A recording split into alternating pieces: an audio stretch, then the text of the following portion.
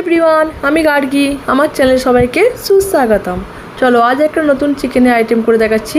তো এর জন্য লাগবে পেঁয়াজ কুচি, আদা রসুন ও কাঁচা লঙ্কা বাটা, গোলমরিচ গুঁড়ো ও টক দই। আর লাগবে স্বাদ অনুসারে লবণ ও গরম মশলা গুঁড়ো। আর কিছু আমার গোটা মশলা লাগবে এখানে। তো দেখো, প্রথমে আমি চিকেনটাকে পাতিলেবুর রস আর গোলমরিচি গুঁড়ো দিয়ে ম্যারিনেট করে রেখে দেবো 1 ঘন্টা মতো। তারপর একটা পাত্রে আমি দারুচিনি, মৌরি, কসুরি মেথি ও গোটা জিরে দিয়ে আমি এটা একটু ড্রাই রোস্ট করে নেবো।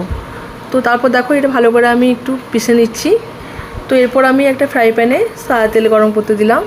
তারপর পেঁয়াজ কুচিগুলো দিয়ে একে একে আমি ভাজতে থাকবো।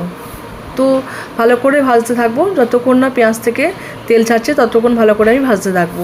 তো পেঁয়াজগুলো ভাজা হয়ে এলে এরপর আমি একটু লবণ দিয়ে দেবো। তো দেখো, আমি লবণ দিয়ে দিলাম। তো এরপর ভালো করে ভেজে হয়ে গেলে আমি বাটা মশলাটা, আদা রসুন ও কাঁচা লঙ্কার পেস্ট, এটা আমি দিয়ে দিলাম। এরপর ভালো করে আমি নাড়তে থাকলাম। তারপর দেখো, জল ঝরানো টক দইটা আমি দিয়ে দিলাম। এটা দেওয়ার পর ভালো করে আমি এটা কষাতে থাকবো। তো তেল ছেড়ে গেছে, এরপর আমি ওই ড্রাই রোস্ট করা মশলাটা আমি দিয়ে দিলাম।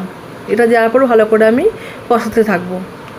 এরপর দেখো, আমি একে একে চিকেনের টুকরোগুলো, ম্যারিনেট করে রাখা চিকেনের টুকরোগুলো দিয়ে দিলাম। এরপর দেখো, আমি এখানে 1 কাপের মতো দুধ দিয়ে দিলাম। দুধ দেওয়ার পর ভালো করে নেড়ে আমি ঢাকা দিয়ে দিলাম 15 মিনিটের মতো। তো দেখো, এখানে 15 মিনিট হয়ে গেছে। তো এরপর আমি ঢাকা খুলে এখানে একটু 1/2 চামচের মতো ঘি আর গরম মশলা গুঁড়ো আমি দিয়ে দিলাম। তো ফুটে গেছে, আমার মাংসটা হয়ে গেছে। তো কেমন লাগলো জানিও। খুব সিম্পল একটা রান্না। যদি ভালো লাগে লাইক করে দিও। ওকে বাই, ভালো থেকো।